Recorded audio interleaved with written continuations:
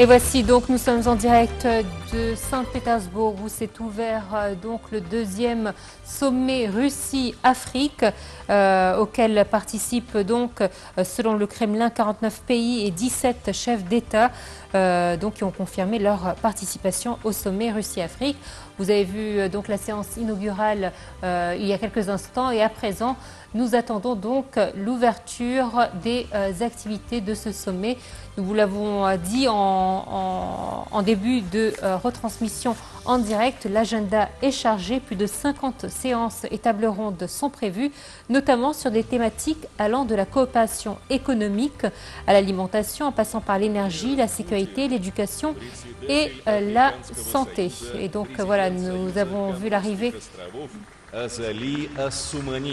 Президент, председатель Совета директоров Африканского экспортно-импортного банка Бенедикт Арама, президент нового банка развития Дилма Роусеф, патриарх Московский и всея Руси Кирилл, модератор пленарного заседания, директор Института Африки Российской академии наук. Institute of Russian Academy of Science, Irina Obramova.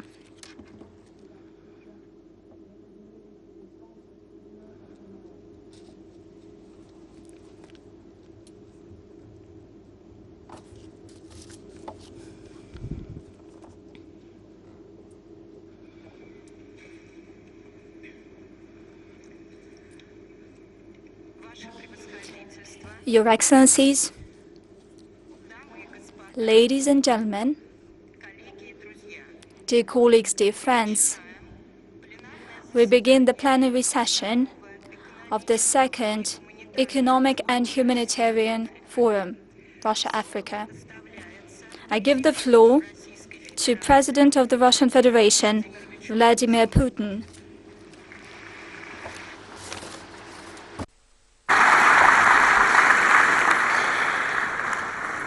Спасибо. Thank you. Your Excellency Mr. Assoumani, Your Excellencies, Heads of State, Government, High Representatives of African countries, ladies and gentlemen. At the outset, I would like to cordially welcome all of you to St. Petersburg. Thank you.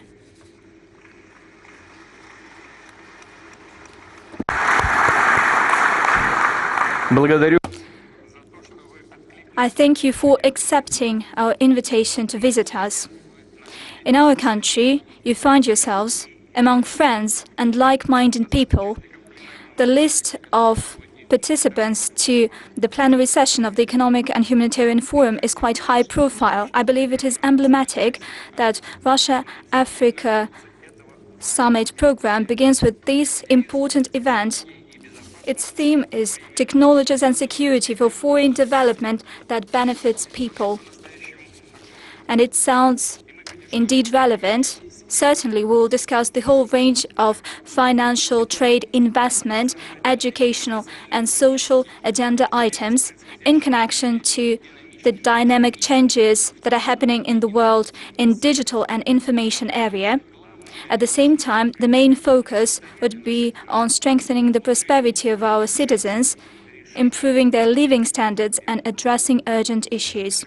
Let me note that sectoral sessions of the forum on energy, logistics, transport, agriculture, finance, healthcare provide a platform for many useful and constructive discussions. Promising ideas and proposals are being considered on new mutually beneficial joint projects, specific practical arrangements and commercial contracts. Africa's potential is clear to everyone.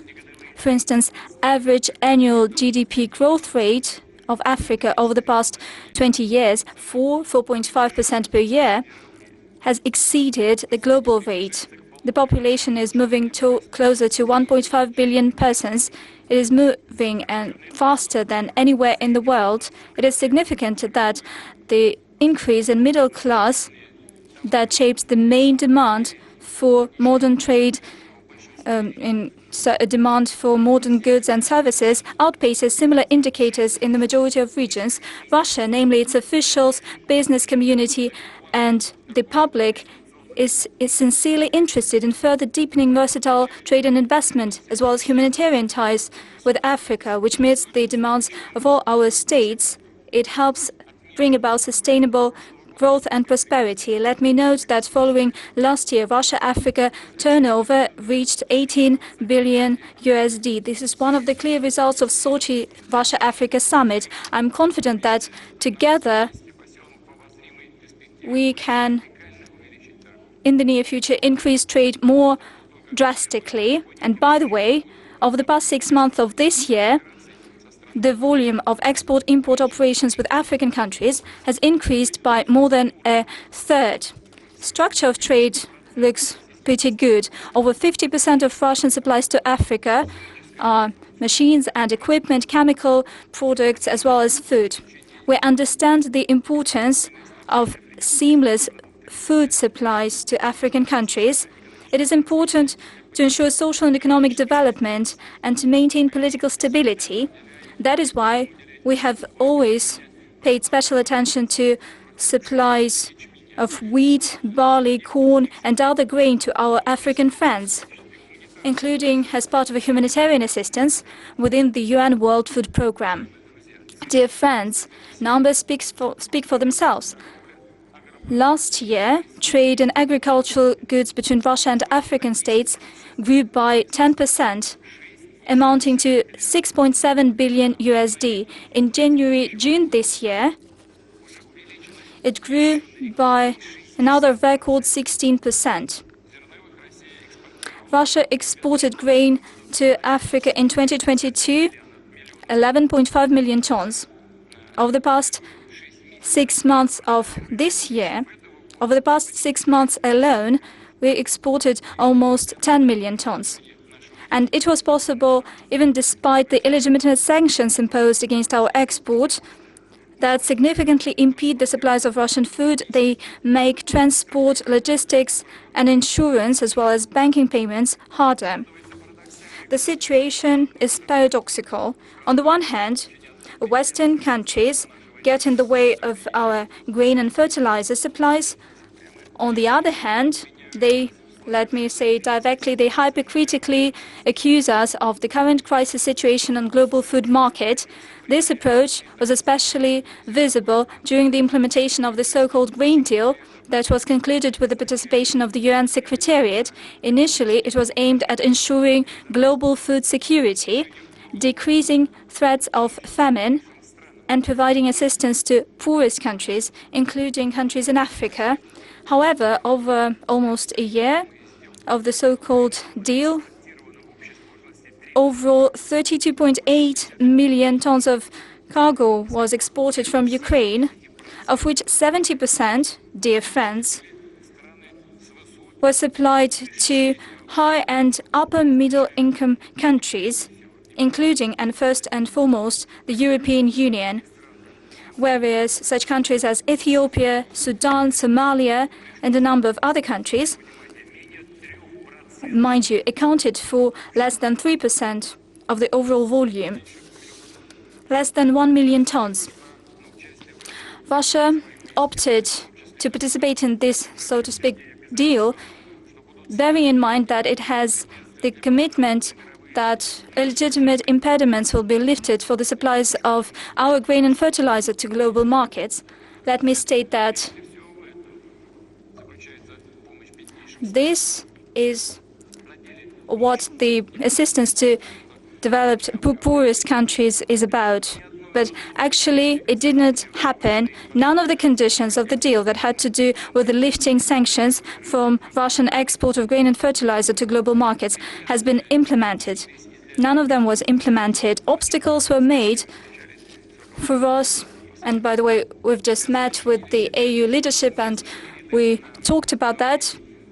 Impediments were made for us to provide free of charge mineral fertilizers to destitute countries. Out of 262,000 of tons of such fertilizers that are stranded in European ports, we managed to sent only 2 batches, 20,000 tons to Malawi and 34,000 of Kenyans. All the rest remained in the EU, and that has happened despite the fact that we're talking about purely humanitarian campaign that should not be subject to any sanctions whatsoever. Well, somebody think that they do not want Russia to enrich itself, to invest this money to military means. But this was about free of charge supplies to poorest countries. Given all these factors, we refused to further extend the deal.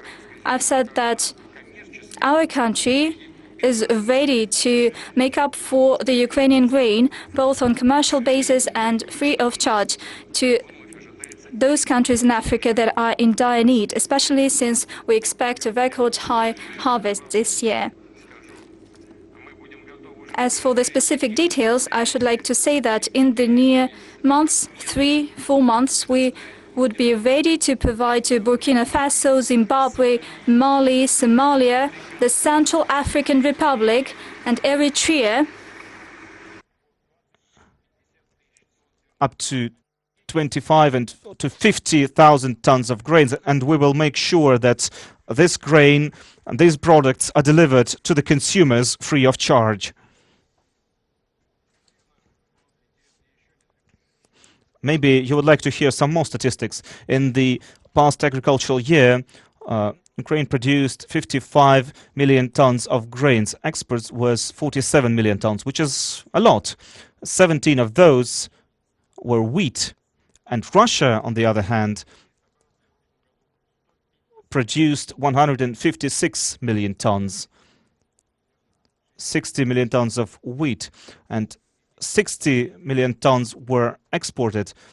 48 million tons were of wheat. Our share in the global market is 20%. Ukraine's share is less than 5%, which means that Russia makes a greater contribution into global food security and is globally is a responsible supplier of food products and grains. The so-called grain deal, those who try to portray us as betraying the grain deal, they are simply changing the facts, they are lying. And this has been a practice that's been widely used by the West in recent years. So Russia will continue to provide humanitarian shipments, humanitarian aid to the poorest countries. We will continue to try to form a more just system for delivering and shipping products and goods. We are convinced that if we use agricultural technologies and organize agricultural production in a more efficient way, not only will be able to help Africa create food for itself, enough food for itself, but also to become an exporter of food products. And Russia will continue to support that process, that development. Yesterday, as I met my colleagues in the bilateral meetings that I've had, I talked about that to my African counterparts, and they told me that they have the capacity to produce food. All they need is technological support, and Russia is prepared. We are very much willing to share our technologies and our best practices with Africa. We are interested in developing ties with African states in the field of energy.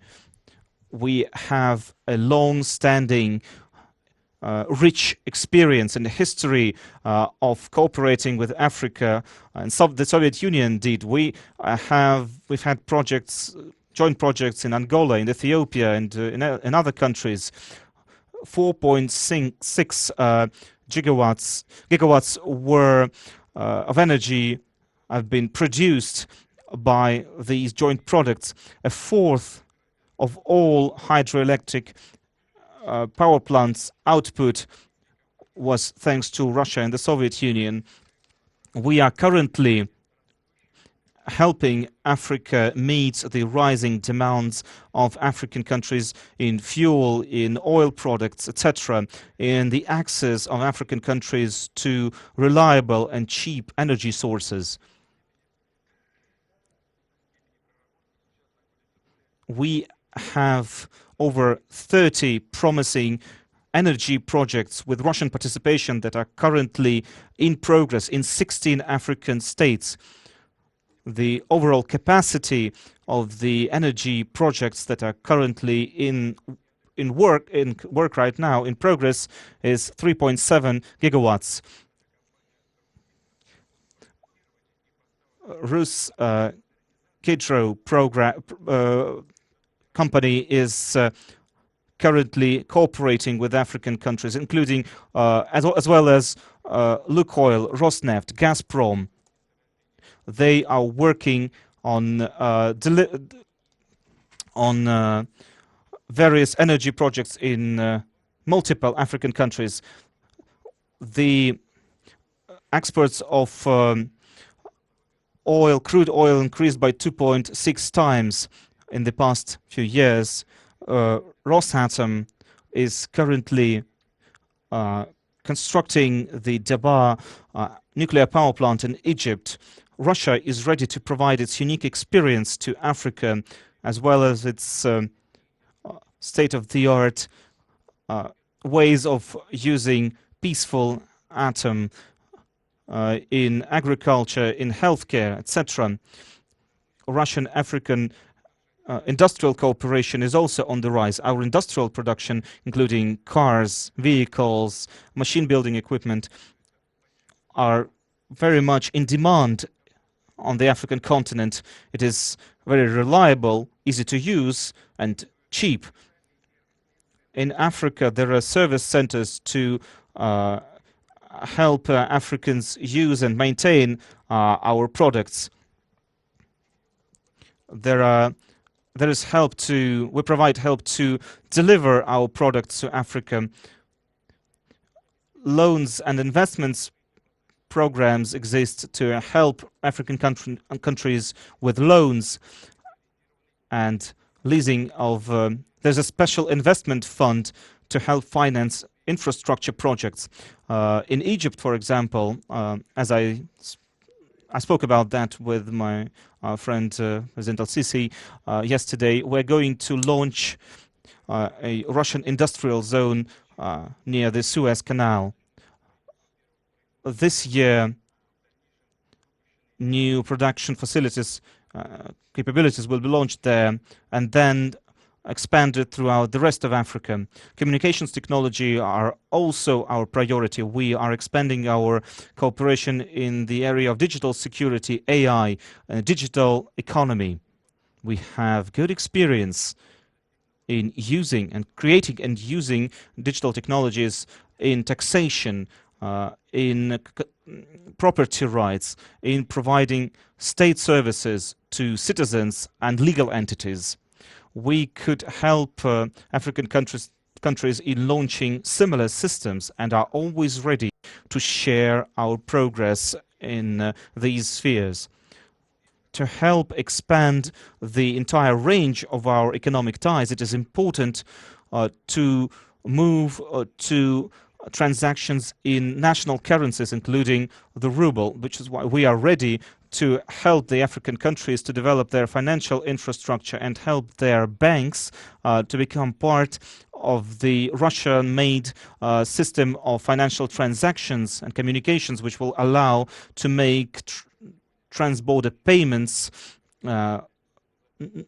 notwithstanding various restrictions that were created by the West.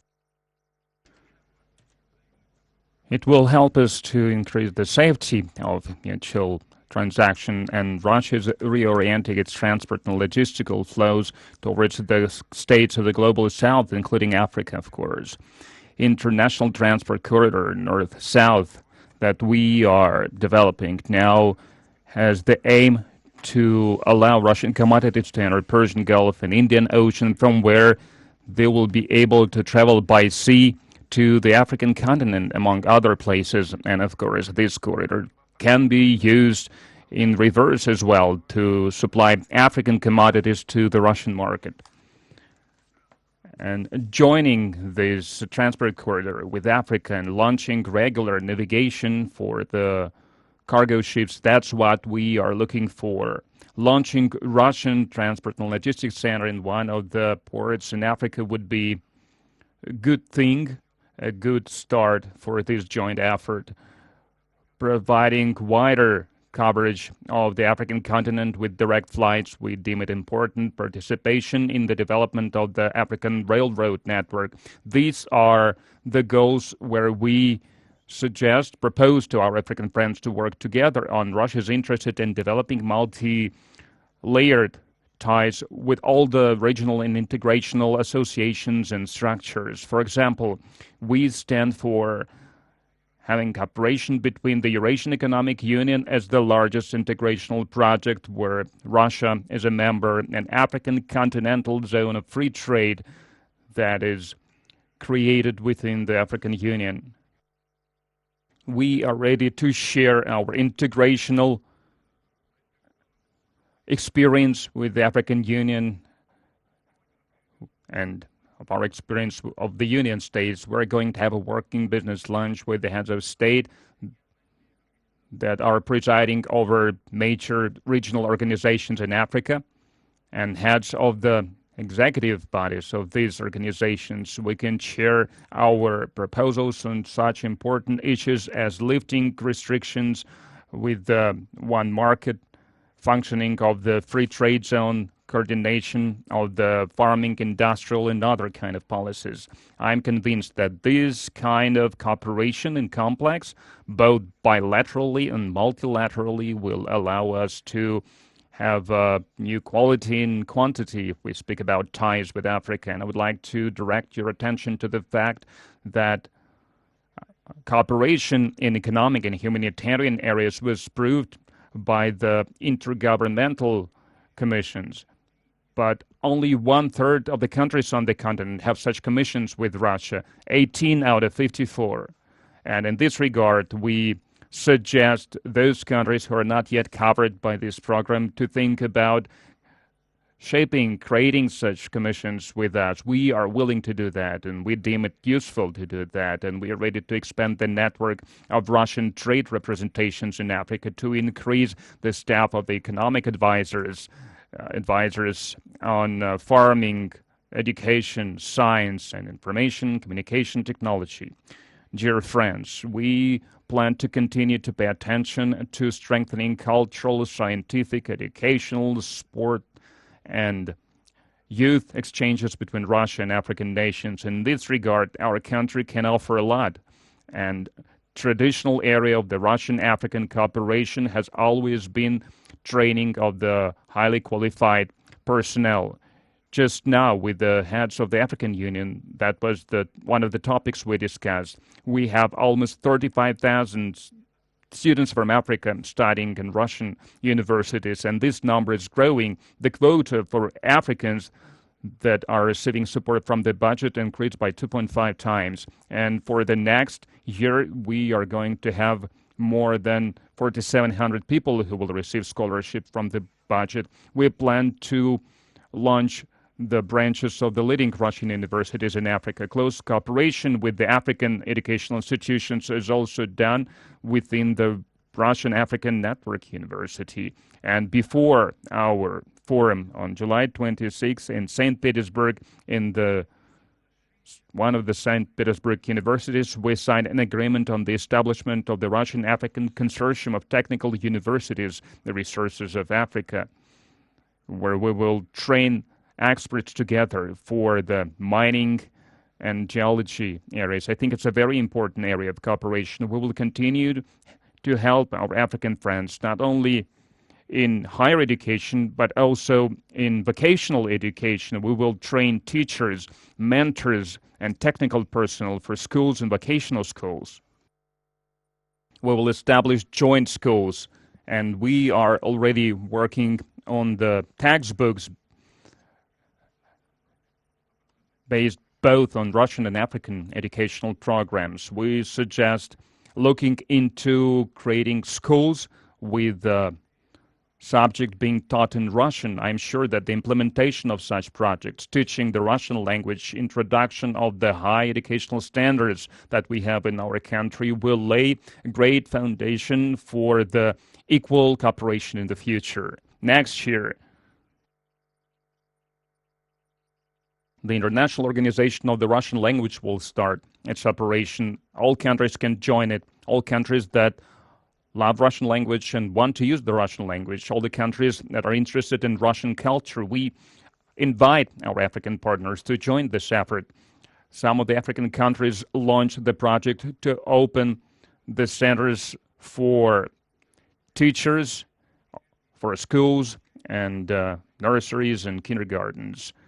And with this aim in mind, we plan to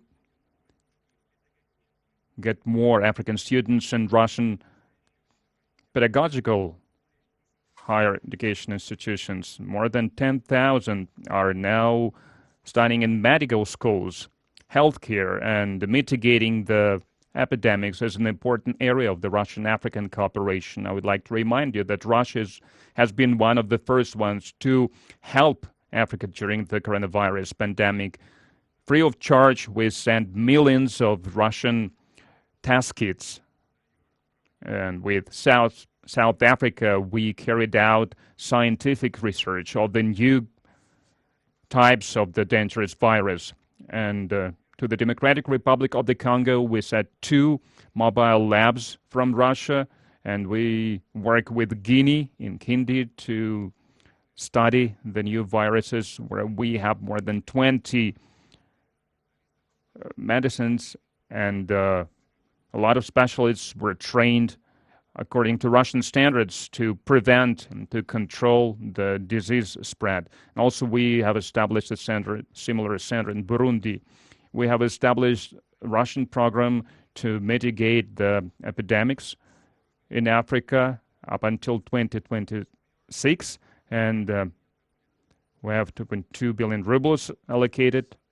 Under this program, we're going to train hundreds of specialists. We are going to carry out joint researches with every year between Russia and Africa. We have more and more youth exchanges. Youth from the African countries, they make brief trips to Russia. People from political business circles travel to Russia under this New Generation program.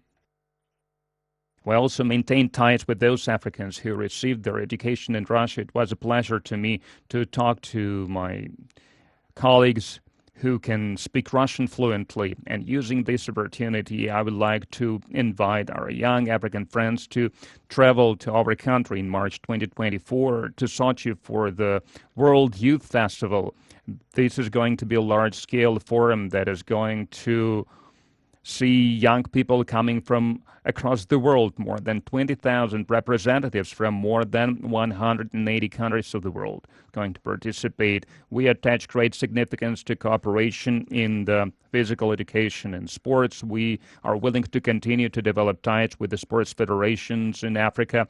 We suggest to cooperate more actively along the physical education universities in Russia and Africa to carry out exchanges, volunteer programs, to organize joint competitions between our national teams and universities. We invite the African athletes to participate in the International University College Sport Festival in Yekaterinburg, in the Urals, and the Games of the Future that will be held in February, March 2024 in Kazan, and are going to be a unique combination between the sport disciplines with the most popular video games and other technology devices. This new format will combine classic and innovation disciplines.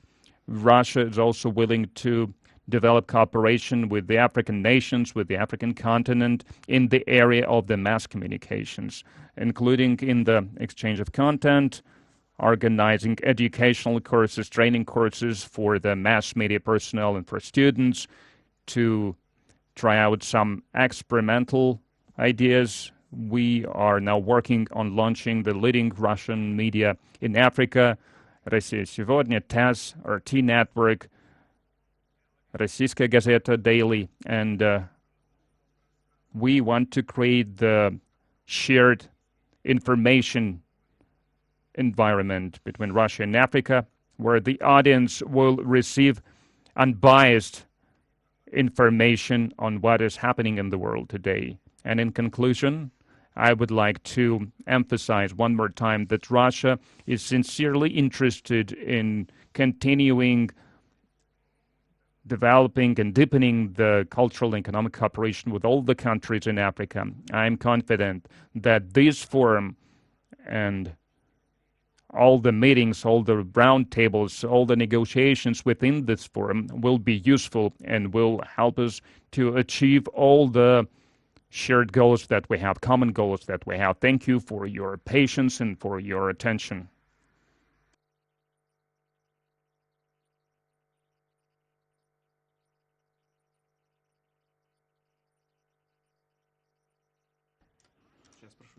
Thank you very much, Mr. President. Your speech clearly outlined the prospects, the significance, and the areas of the Russian-African cooperation during the times of when the world order is being transformed. I think the participants of our forum, they got answers to the most acute questions that are of concern for both Russia and Africa. Cooperation between equal and sovereign states is always a path that goes in both directions, traffic in both directions. And to us Russians, it is always important to know the opinions of our African partners about the situation in the world, about the prospects of our cooperation. And it is my honor now to give the floor to the chairman of the African Union, President of the Union of the Comoros Islands, His Excellency, Mr. Assoumani.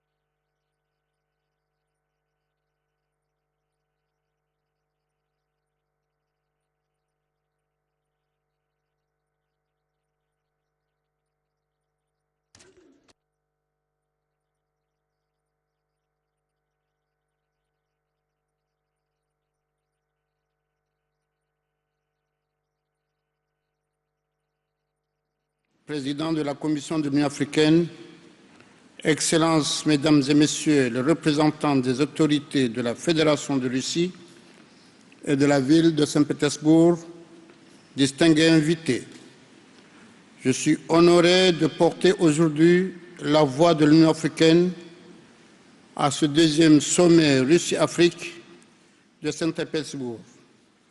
Je suis très heureux également d'apporter l'éclairage de notre organisation sur un certain nombre de questions majeures pour l'Afrique, mais aussi sur la promotion de notre partenariat avec la Russie, une puissance mondiale active dans notre continent.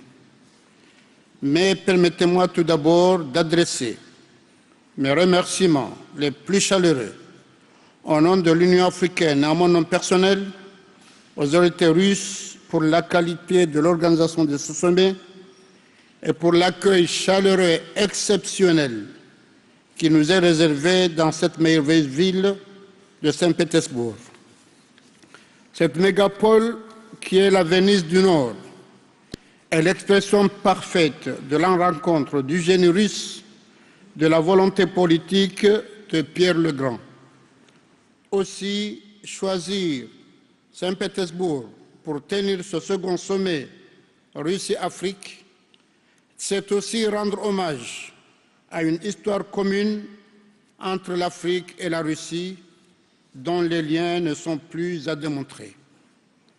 Excellences, Mesdames et Messieurs, honorables assistants, le monde multipolaire du XXIe siècle ne peut se renfermer sur soi, raison pour laquelle l'Afrique veut établir des partenariats toujours plus équilibrés et sincères entre notre continent et le reste du monde.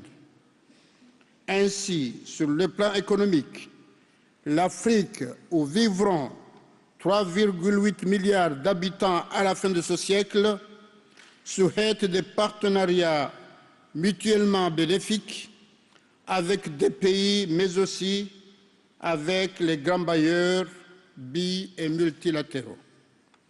Notre continent a les moyens de le faire, compte tenu de l'abondance et de la diversité de ses ressources humaines et naturelles incontestables et du dynamisme de sa main-d'œuvre qui est à la fois qualifiée, compétente et compétitive.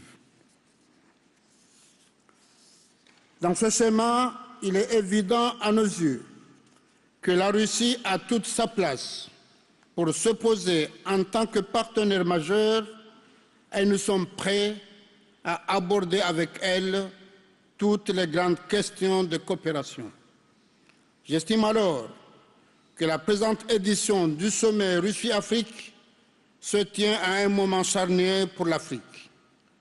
Comme vous le savez, dans le but d'accélérer l'intégration économique du continent, les États membres ont officiellement lancé, au cours du sommet de Niamey du 7 juillet 2018, la zone de libre-échange continentale africaine.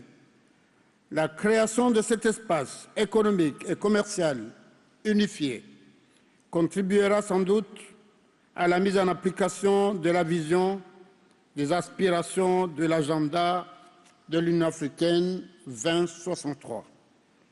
L'ASLECAF, ce vaste marché continental à devenir, offrira en effet de réels débouchés et des opportunités de croissance aux entreprises locales et étrangères investissant en Afrique. Mais pour qu'elles puissent atteindre pleinement ces objectifs, nos partenaires doivent aussi s'adapter résolument aux priorités du continent, déclinés en des projets phares contenus dans l'agenda 2063 de l'Union africaine. La problématique des infrastructures, de l'interconnexion et de l'industrialisation, ainsi que la question des énergies, constituent des domaines essentiels sur lesquels nous et la Russie devrions axer nos actions. Il est donc plus qu'urgent de réorienter notre approche pour construire un partenariat stratégique à même d'accélérer la diversification de nos économies. C'est d'autant plus qu'elle se caractérise par une prédominance à l'exportation des matières premières, à transformer et à industrialiser afin de favoriser la création d'emplois durables au bénéfice de nos populations, mais particulièrement de notre jeunesse. À cet égard, il est important de renforcer le partenariat public-privé entre l'Afrique et la Russie pour débloquer le potentiel du secteur privé en tant qu'acteur clé du développement. Certes, le secteur privé africain demeure un levier essentiel pour accélérer la diversification économique grâce à l'innovation dans des domaines à fort potentiel tels que l'agriculture, l'agro-industrie, la santé, l'éducation, les infrastructures, l'énergie et j'en passe. Cependant, les entreprises africaines ont besoin de nouvelles politiques de soutien pour renforcer leur productivité et exploiter les débouchés commerciaux existants. Le secteur privé africain, qui représente 80% de la production totale du continent, 2/3 de l'investissement, 3/4 du crédit et emploie 90% de la population en âge de travailler, est un maillon essentiel de notre continent et un allié important pour les pays partenaires. Nous comptons alors sur la Russie, aussi bien sur son secteur privé que sur son secteur public, pour apporter cette contribution à l'industrialisation, au renforcement du secteur privé africain dans un partenariat gagnant-gagnant. Excellences, Mesdames et Messieurs, honorables assistants, un autre domaine, un non des moindres, à savoir l'investissement dans le numérique revêt un caractère tout aussi promoteur dans le cadre de notre partenariat. En effet, la révolution numérique offre une excellente perspective au continent pour accélérer sa participation dans la 4e révolution industrielle et tirer le meilleur parti des opportunités économiques et sociales qui en découlent. L'avènement rapide de cette nouvelle révolution nous incline alors à consacrer davantage d'efforts pour la formulation de programmes d'éducation et de formation axés sur le renforcement et l'employabilité des jeunes Africains et une collaboration efficace entre le secteur public, le secteur privé et les institutions financières. Excellences, Mesdames et Messieurs, notre ambition commune est d'identifier les voies et les moyens de rehausser notre partenariat au bénéfice de nos peuples. Et permettez-moi, dans ce contexte, de m'attarder sur une question d'actualité, l'approvisionnement de céréales, qui est essentiel, pour ne pas dire vital à l'Afrique, mais dont la suspension risque aujourd'hui d'affecter notre partenariat. La Russie est un partenaire stratégique pour l'Afrique, avec une contribution significative dans la réduction de l'insécurité alimentaire. Elle apporte à notre continent 30% de ses approvisionnements en céréales et la quasi-totalité de ses importations, 95%, est constituée de 11,9 millions de tonnes de blé pour une valeur de 3,3 milliards de dollars. Notre action a toujours été d'aller dans le sens du renforcement de ce partenariat pour que tous les pays africains puissent en bénéficier. C'est d'ailleurs l'une des recommandations du dernier sommet russe-Afrique qui a eu lieu à Sochi en 2019. Mais force est de constater aujourd'hui, avec la crise russo-ukrainienne, que l'avenir de ce partenariat se trouvera menacé si la crise persiste. Donc, un accord doit être possible pour essayer de sauver les milliers de personnes qui sont dépendantes de ces importations. La sécurité alimentaire et économique de l'Afrique sera surtout menacée, d'autant plus que le continent est d'ores et déjà durement affecté par le choc des prix des denrées alimentaires provoqué par l'interruption de leur approvisionnement. Nous exhortons alors les parties prenantes à trouver un terrain d'entente pour permettre la reprise d'un fret sécurisé des céréales et engrais d'Ukraine et de Russie vers notre continent. Mesdames et Messieurs, l'Afrique est disposée à raffermir sa coopération avec la Russie dans tous les secteurs, et plus particulièrement pour contribuer à assurer la paix et la stabilité. L'Union africaine, comme vous le savez, a pour mission principale depuis sa création de promouvoir la paix et la sécurité sur le continent. Mais malheureusement, nous vivons des actes que vous connaissez tous, à même d'affronter pour essayer d'y mettre fin. Et comme vous le savez dernièrement, ce qui s'est arrivé au Niger, je m'associe à l'Union africaine, au communiqué sorti par la communauté africaine pour condamner ce qui s'est passé au Niger et recommander le rétablissement de l'ordre constitutionnel et la libération du président Bazoum et sa famille. En tout état de cause, l'appui russe à la cause de la stabilité africaine passe aussi, à nos yeux, par la nécessaire conclusion d'une paix effective entre la Russie et l'Ukraine. C'est d'ailleurs le message que l'Union africaine a voulu transmettre il y a un mois, lorsque certains de mes collègues et moi-même sommes allés à rencontrer le président Zelensky à Kiev et notre frère Vladimir Poutine à Saint-Pétersbourg ici même, dans le cadre de la mission de paix de l'Union africaine. Nous restons confiants que notre appel à la paix sera entendu, car le monde en a grand besoin. Aussi, au nom de l'Union africaine, j'appelle à nouveau de tous mes voeux à une nouvelle coexistence pacifique entre la Russie et l'Ukraine, deux peuples frères et voisins, et les peuples d'Afrique, bien sûr, en seront profondément reconnaissants. Mesdames et messieurs, dans le monde globalisé dans lequel nous vivons, nous devons nous engager ensemble pour un multilatéralisme plus inclusif et plus effectif.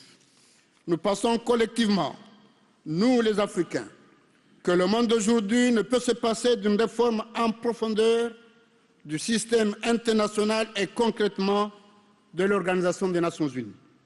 L'Afrique d'aujourd'hui et de demain a le droit d'obtenir sa participation au système de décision collectif et d'accéder au Conseil de sécurité en tant que membre permanent. Ce fut le combat de mes prédécesseurs et c'est aujourd'hui le mien et ce sera, soyez-en sûrs, celui de mon successeur le jour venu.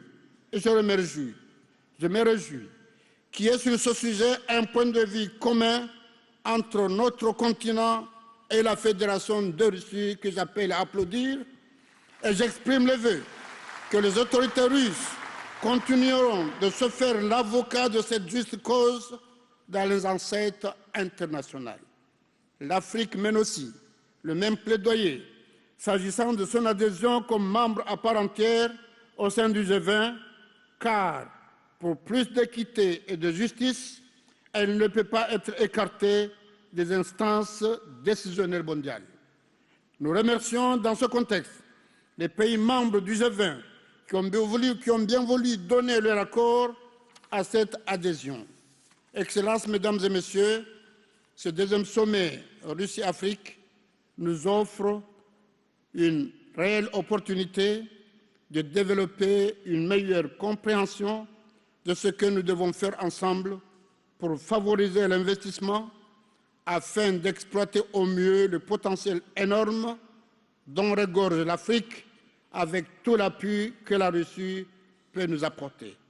Je souhaite alors que les présentes assises permettent de formuler des recommandations opérationnelles pratiques pour renforcer le partenariat public-privé entre la Russie et l'Afrique.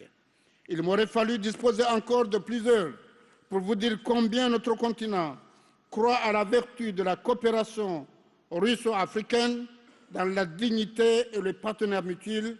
Je souhaite donc du fond du cœur que ce deuxième sommet Russie-Afrique soit l'occasion d'approfondir le contenu de cette grande idée pour la paix, le progrès et la prospérité de la Russie et du continent africain dans l'intérêt de leur peuple.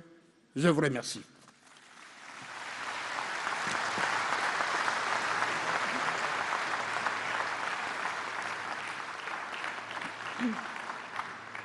Большое спасибо, господин президент.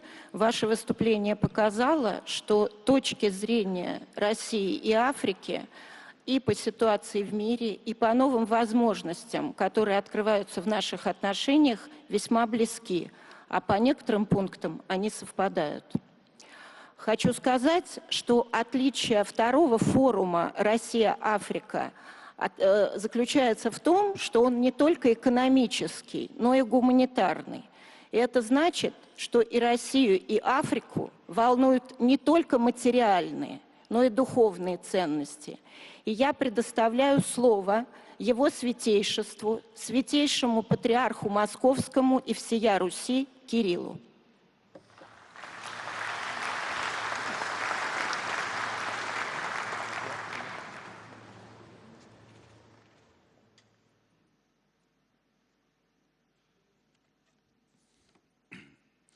Ваше превосходительство, глубоко уважаемый Владимир Владимирович, президент Российской Федерации, Ваше превосходительство, уважаемый господин Азалия Сумани, президент Союза... Assoumani, President of the Union of Comoros, esteemed leaders and high representatives of African countries.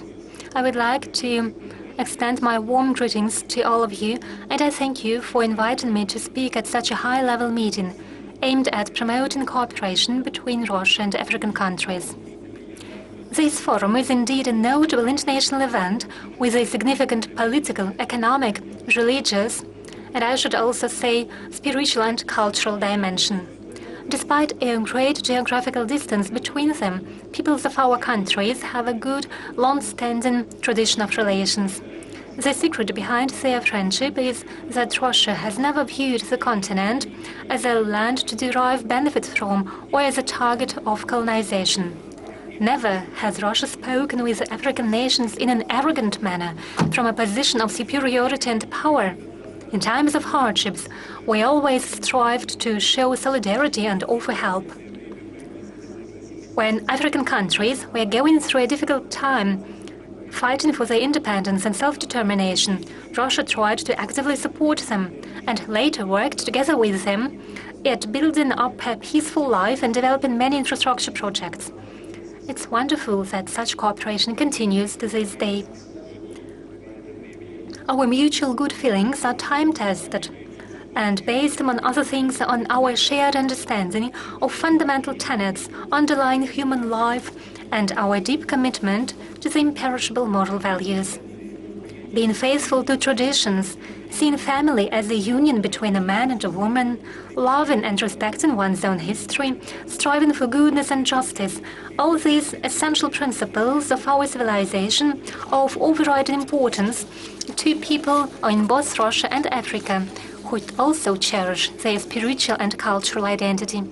These principles are so important to us that we are ready to uphold and defend them.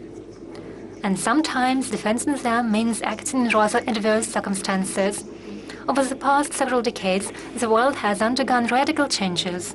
It refers not so much to the political map, economic processes, or technological progress, as to that dangerous spiritual and moral climate which is being created through active and even aggressive efforts of many Western countries. Moral relativism, the cult of profit and consumption, freedom misinterpreted as all permissiveness, a threat of destruction facing the institution of traditional family. These are just a few of the adversities we face because of the system of values, or rather anti-values, imposed by certain forces in the West. For their adoption inevitably leads the humanity to cultural and spiritual degradation. Thank God, it is seen as a serious hazard not only in Russia, where laws are being adopted with the view of shielding society from propaganda of a culture alien to us and from trends that are unwholesome relative-wise, but in African countries as well.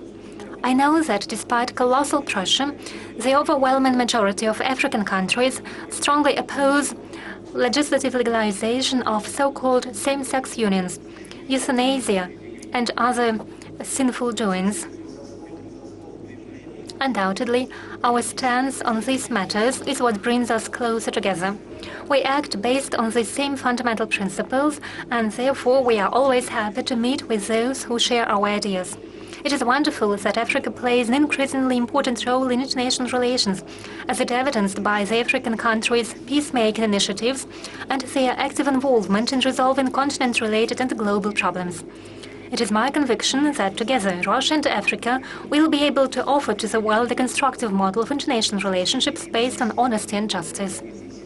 Unfortunately, not everyone in the international community is ready to engage in equal dialogue today. Some of Western states still can't let go of their colonial past, following this pattern in the way they think and act. It is my hope that fostering good relations between Russia and African countries will help uphold traditional moral values in the world. Another felonious instrument in today's politics is inciting interfaith enmity. It grieves me to point out that such phenomena have become dangerously widespread on the African continent.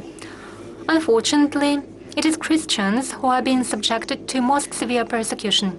Taking this opportunity as the primate of the Russian Orthodox Church, I earnestly and with a heavy heart appeal to all those who have means and real authority to influence this tragic situation to do everything within their power to defend persecuted Christians in Africa. As the past few decades and the history of many regional conflicts have shown, masterminding and provocations on religious grounds are often financed by those who want to weaken a certain country from within and act based on the well-known divide and rule strategy. It is vital to prevent any attempts to stir up an interfaith hatred, especially considering multi-confessional and multi-ethnic nature of most African countries. Cultural and ethnic diversity is what every country needs to cherish as treasure. In this regard, Russia, I strongly believe it, has valuable experience accumulated over the centuries, which it is willing to share. We are a country of more than hundreds of nationalities. Harmoniously coexisting here are representatives of different religions and confessions, such as Orthodox Christians, Catholics, Protestants, Muslims, Jews, and Buddhists. Living side by side with one another, we freely profess our faith and cooperate in educational, human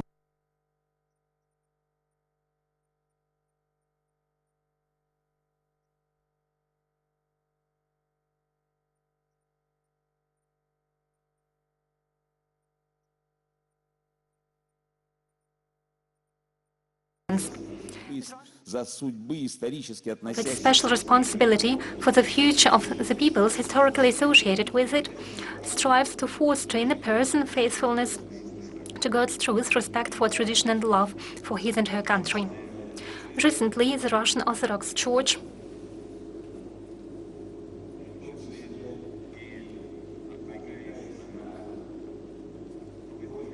particularly in response to the appeals of Russian believers in Africa, in order to make sure that we can guide Orthodox people in Africa, we established the exarchate of the Russian Orthodox Church on the African continent. At the same time, there is nothing unprecedented in the Russian Orthodox Church's presence in the African land. First Russian parishes were opened on the continent as far back as the 19th and early 20th century.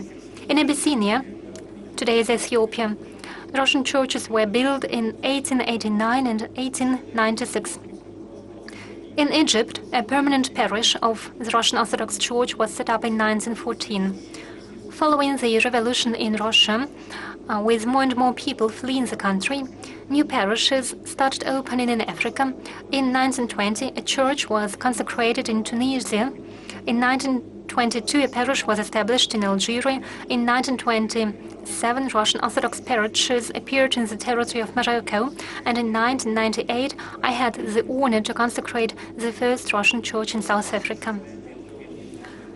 In my capacity as chairman of the Moscow Patriarchate's Department for External Church Relations, and then as Patriarch, I visited 18 countries on the African continent from 1971 to 2016 in the south, north, east, west, and in central regions. My meeting with Mr. Nelson Mandela in his house in the early November of 1990 was particularly important to me.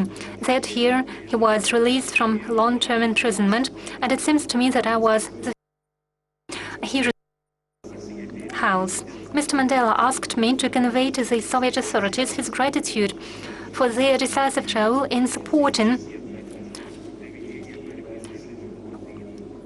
and providing him with everything necessary for fighting against the apartheid regime. As you know, in 1994, he became president of South Africa, and I have best memories of this person who really has done so much to liberate the world in general from apartheid, to make sure it is not considered as something that we can tolerate. To our deep regret, in 2019, the primate of the Greek Church of Alexandria, Patriarch Theodoros, definitely acting under external pressure, made a decision to recognize a schismatic organization in Ukraine. Those deplorable events, let me reiterate, prompted the Russian Orthodox Church to establish in November 2021 the Patriarchal Exarchate of Africa. It was our thinking that the Patriarch of Alexandria could in particular represent the entire Orthodox Church in the African continent. However, he was guided by some Western forces, and he created a new schismatic Orthodox group. Therefore, we had to respond to this step, and therefore we made the decision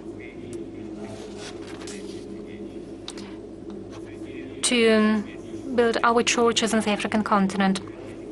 There are not only Russian people who visit these churches, there are locals who profess Orthodox Christianity and belong to our church today. For a year and a half since its establishment, the Patriarchal Exarchate of Africa has opened over 200 parishes in 23 African countries. While developing liturgical life in its communities, the Exarchate also started implementing many humanitarian and educational projects, which include, among other things, translating books into local languages. Thanks to the establishment and intensive activities of the Russian Exarchate, Africans now demonstrate great interest of the Russian Orthodox Church. What many people value is that we're a church that preserves and cherishes the apostolic succession in its doctrine, sacraments, and spiritual experience, a church that does not distort God-given norms of morality in favor of some fashionable ideological trends. Developing our pastoral activities, we strive to make our contribution to the strengthening of Russia-Africa ties to improve people's welfare. Wherever our parish is open, there are new schools, water wells, electric substations, hospitals, and cultural centers. We are willing to build up constructive relationships with other religious organizations in Africa. Our parishes receive official registration in full conformity with local legislation, and I would like to thank leaders of the countries specifically for that. The Moscow Patriarchate is open for any initiatives beneficial for people aimed at building up peace and helping the suffering. With sentiments of affection, I address people living on the African continent, invoking God's blessing upon you. May the Lord grant peace and welfare to the peoples of your countries, and may He give wisdom, patience, and strength to state leaders. Hopefully, this forum will mark a new step in furthering cooperation between our nations in all areas of social life. Thank you for your attention, and I wish you success in your work.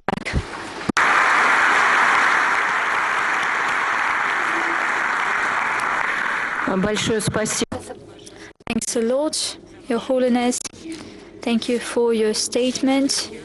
You gave a deep overview of the humanitarian dimension of our cooperation. You specifically highlighted the importance of interreligious dialogue to ensure the achievement of humanitarian development goals. Our next speaker came to St. Petersburg from Western Hemisphere, from a country that historically and culturally enjoyed deep ties with the African continent. I give the floor to Dilma Rousseff, President of Brazil from 2018 to 2016, 2011-2016.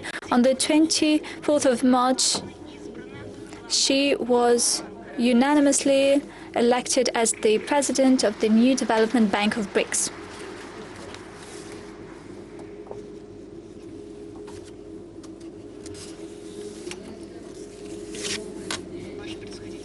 Your Excellency, President Vladimir Putin of the Russian Federation, Your Excellency, President of the Union of the Comoros and Chairman of the African Union, distinguished heads of state and government, ladies and gentlemen,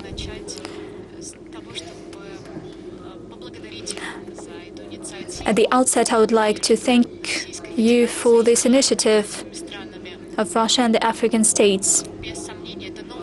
Without any doubt, this is a new platform that would allow us to build a more multipolar, versatile world. We know that today the world is facing a myriad of crises. And against this backdrop of instability has become a new normal. we have gone through COVID-19 crisis that seriously affected developing countries. We face debt crisis, as well as protectionism by many Western countries. We see political and climate crises. Against this backdrop, emerging economies and developing countries have started playing an increasing role on the global arena. BRICS represent over 40% of the global population. They account for over a quarter of global GDP.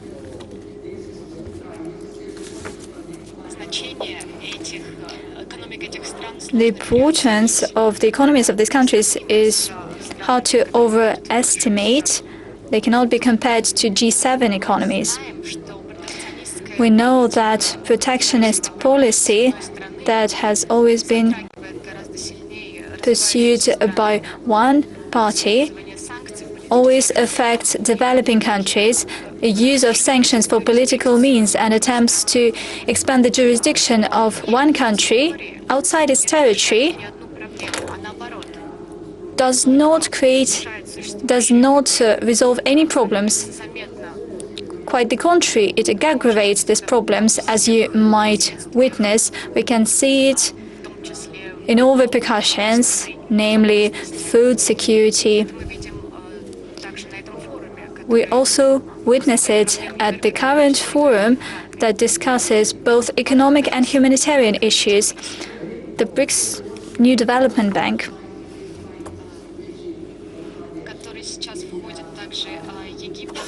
That brings together Egypt, Bangladesh, and the UAE, among others, as well as regional development banks.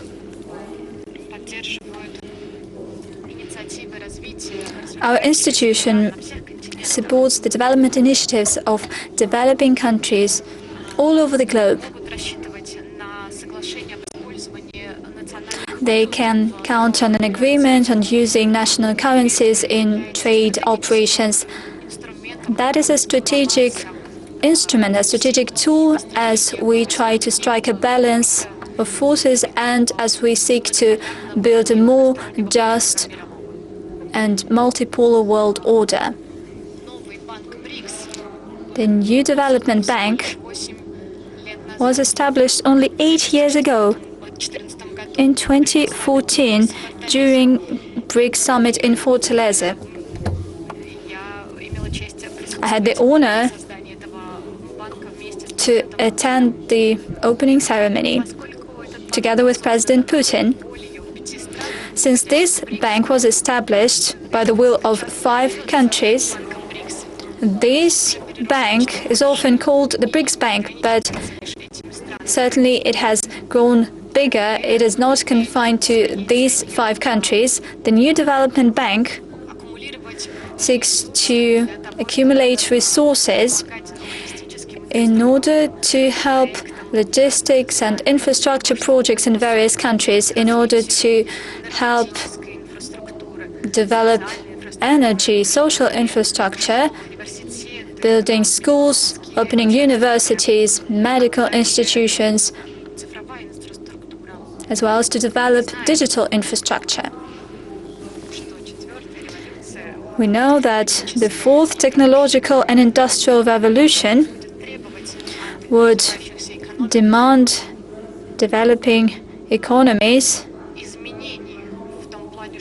changes in a way that they need to participate in the new way of production.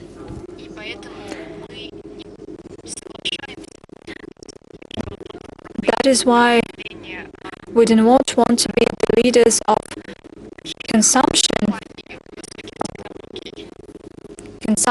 of big companies. We develop and we pay attention to the development of infrastructure of developing countries and participating in developing economies. For our bank, this is one of our priorities.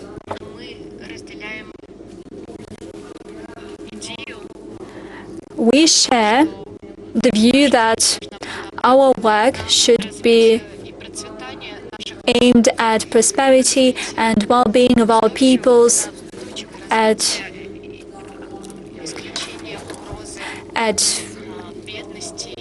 uprooting the threat of poverty and famine. We need to get away from this famine issue in our countries. We have been working in the spirit of genuine multilateralism. The bank is working in order to pass on best practices and experience of our development.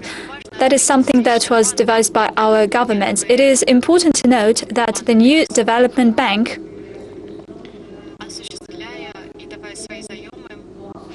provides loans and at the same time it is not prone to external factors. We know that other banks have been affected by external factors for many decades. We want to expand the influence of the new development bank on countries. We want to expand our activities. We want to strengthen the bank as a platform where Global South countries could develop. In this regard, developing countries of all continents, especially Africa, Latin America, Asia, are our strategic partners. We are currently expanding the number of our shareholders and partnerships, but we are also expanding the importance of our projects that we are funding. We want to increase and enhance our clout in the region. We want to have a greater and closer cooperation with all the countries that are represented in the bank.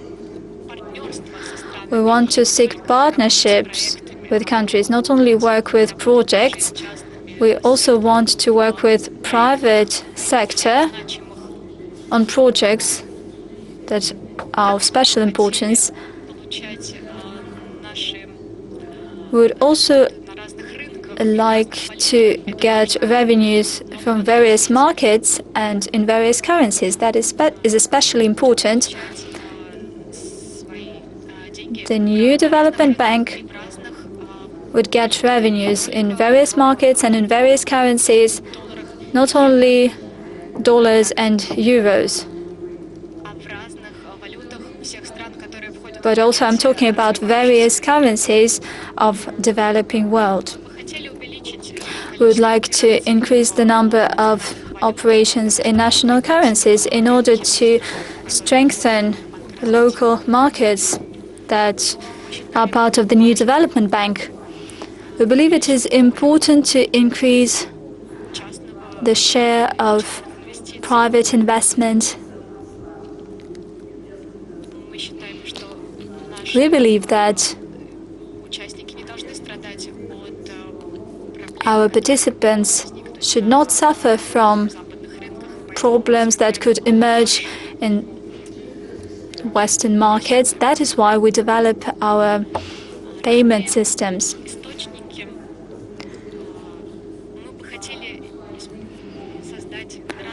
We would like to create various sources of income so that the developing countries could achieve stability. At this point in time, we know that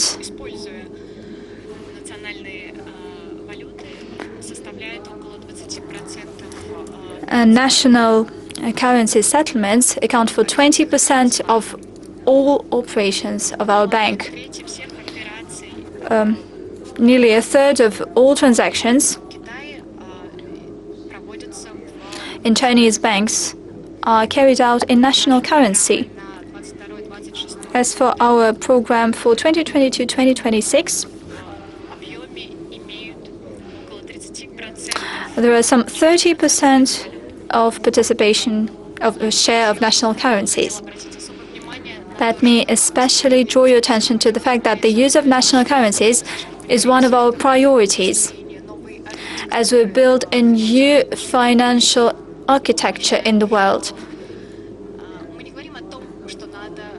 We're not saying that you need to replace some currencies. We are saying that we need to expand the use of national currencies and expand the existing infrastructure. Latin American countries, as well as African and Asian countries, often suffer from negative economic repercussions that they cannot control. For instance, increasing interest rates,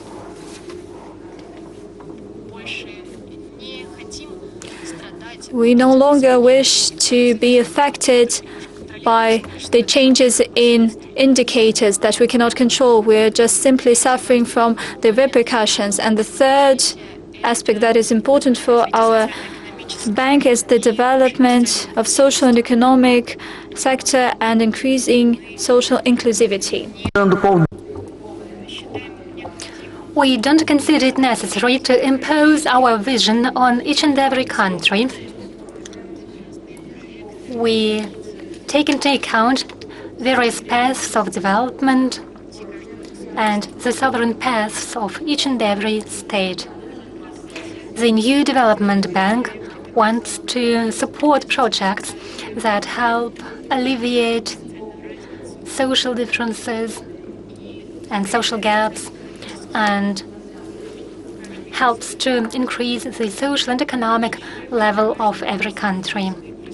Equally, we believe it is important to implement social and infrastructure projects that would benefit the respective countries. The NDB has already approved of 98% of all projects, and in total they amount to $35 billion. We are cooperating with various regional banks. We cooperate with the African Export and Import Bank and other banks that operate in the field of social and economic development. We are also working with private investment, and we believe that through our joint work we'll be able to implement infrastructure and transport projects aimed at increasing the well-being of the participating countries. I'm sure that the NDB in the BRICS region and all BRICS participating states will gain an ever-growing role on the international arena, and the bank will become a new platform for cooperation. In this context, this summit is up to the challenges of modern time, and our bank helps achieve a multilateral peace to the benefit of the developing countries.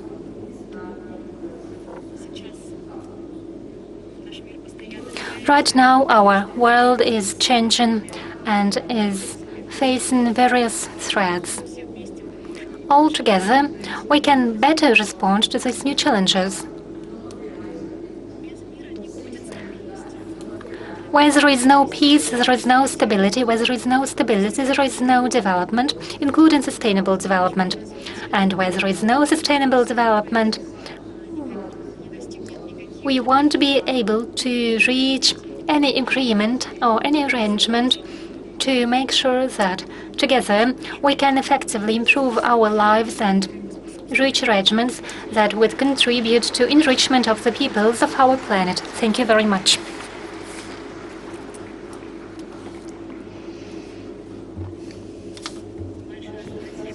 Thank you very much, esteemed Madam Joseph, for your statement. It is clear from your statement that both Russia and Africa have many supporters in various continents. The next participant will speak for the first time on this scene. For the second time. He has already participated in the Sochi Forum, and it's not a coincidence. Russia-Africa cooperation is one of the key areas of importance today, and I give the floor to the President and Chairman of the Board of Directors of the African Export and Import Bank, Benedict Orama. Your Excellency, you have the floor.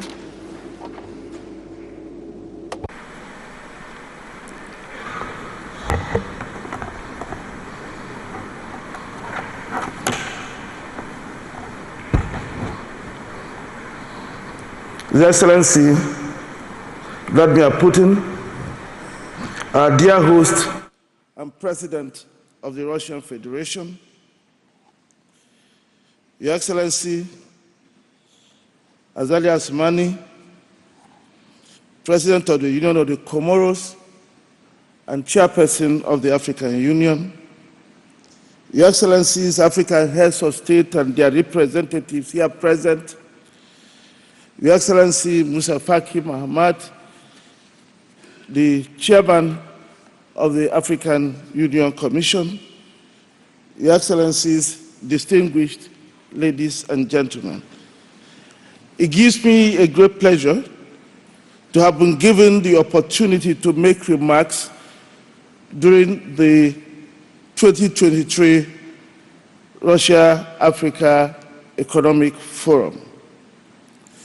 Special thanks to His Excellency President Putin, his government and the people of Russia for demonstrating once again the strong bond of friendship and partnership between the Russian people and the African people, even in the midst of unprecedented global challenges.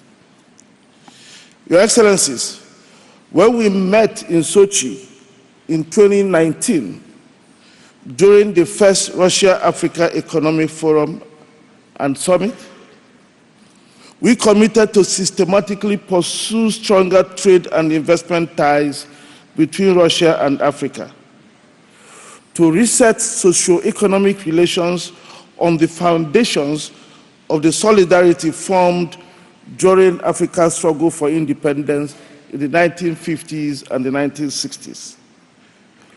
We projected moving two-way trade to closer to $40 billion by 2026.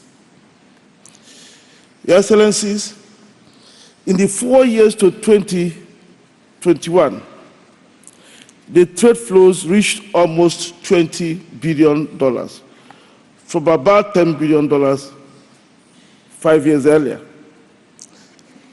These are despite the COVID-19 pandemic and other significant global difficulties. With the strong partnership between Afreximbank and Russia Export Center, we expect a doubling of the trade flows in the next 4 years. Some progress is being made, and we believe that this is achievable. The global food security challenges have brought to the fore the critical role trade with Russia plays in guaranteeing Africa's food security. A significant proportion of African economies depend on Russia for the supply of fertilizers, and 30% of African cereal imports are from Russia. Ensuring that these trade flows continue remains a priority of Afreximbank and its African member states. That is why, in the context of the unprecedented global uncertainties, Afreximbank has been working with the African Union Commission, the United Nations system, and our Russian partners to use an e-commerce platform called the Africa Trade Exchange to facilitate seamless flow of goods and payments in any currencies the sellers and buyers choose, and in a transparent manner. Afreximbank is able to offer trade services, SC confirmation facilities, and payment services under that platform. It also offers other banks the opportunity to participate in supporting the trade. The Africa Trade Exchange is a platform which we use to pool African demand for grains and fertilizers, against which Afreximbank has placed an aggregate credit limit amounting to $3 billion to support the trade. The $3 billion represents what is available and can be used on a revolving basis to support the significant demand for food and fertilizers today on the continent of Africa. We look forward to continuing this effort with our Russian partners and using this platform to ease access to grains and fertilizers. Every day, 300 million Africans go hungry. And it is important that we all do our best to make sure that until we begin to achieve food sovereignty, that we ensure that food security is attained. Beyond the immediate food security priorities, Afreximbank and the Russia Export Center are collaborating to promote trade and investment in other critical sectors, with our emphasis placed on those activities that will help integrate the African economy and advance the implementation of the African Continental Free Trade Agreement. Afreximbank stands ready to offer its array of products to support investments in agriculture, industrial parks, health, and other critical infrastructure. Through partnership with the Russia Export Center, Afreximbank will be able to support African investors also who are willing to exploit the opportunities in Russia. So while we welcome the investments from Russia into Africa, we also hope that African investors can look into Russia, because it is when we have two-way investments that we can accelerate trade flows and economic integration. Your Excellencies, by the end of this second summit, I hope that Russia and Africa will have strengthened their solidarity, laid the foundation for rebuilding the supply chains for grains and fertilizers trade between Africa and Russia, which is today a bit broken. And this is important so the billions of dollars in the trade can continue. I was very happy when His Excellency President Putin spoke about all the arrangements being made to open new trade routes that will make it easier for this trade to go on seamlessly. I hope we also find common grounds to explore the tremendous investment opportunities in Africa opened by the African Continental Free Trade Agreement. Your Excellencies, less than 20 years ago, Russia was a net importer of food. Today, Russia accounts for 20% of world exports of grains. We hope that the new partnership we are forging with Russia under the Russia-Africa Summit will make it possible for Africa to attain the same goal in a very short time. I thank you for listening.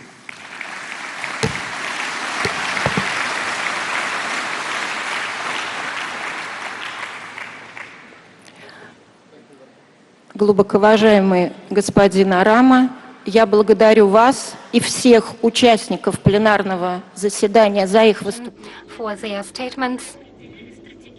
They set out the strategic areas of our further discussions. Your Excellencies, distinguished participants and guests, the plenary session is over. I wish you all a successful and efficient work. Thank you.